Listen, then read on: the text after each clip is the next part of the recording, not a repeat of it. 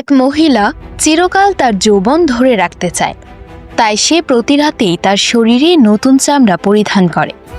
এই নতুন চামড়া তার শরীরের সাথে পুরোপুরি মিশে যায়। চামড়া পরার সময় সে খুব সতর্ক থাকে, যেন কোনো ভুল না হয়।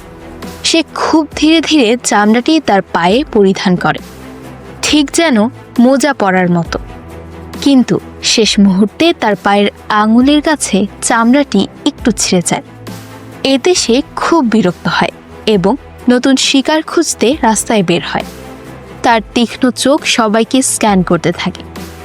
অবশেষে সে একটি বেসবল ক্যাপ পরা একজন পুরুষকে দেখে এবং তাকে লক্ষ্য করে। মহিলাটি খুব সুন্দর দেখতে, তাই পুরুষটি তার সাথে বাড়ি যেতে রাজি হয়। কিন্তু কিছু বোঝার আগেই পুরুষটি একটি কালো কাদায় আটকে যায়। মুহূর্তের মধ্যে তার শরীরের সব চর্বি শুষে নেওয়া হয় সেই কাদায়, আর পুরুষটি শুধু একটি খালি চামড়ায় পরিণত হয়।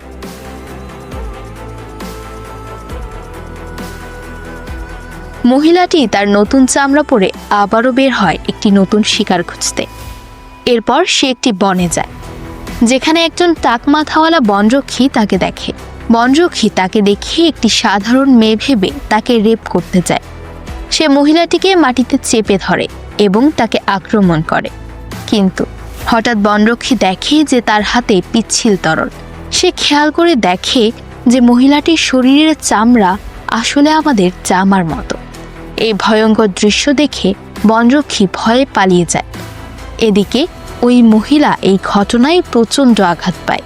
তার দুঃখ হয় যে তার প্রিয় চামড়াটি নষ্ট হয়ে গেছে, কারণ চামড়া একবার নষ্ট হলে তা আর ব্যবহার করা যায় না।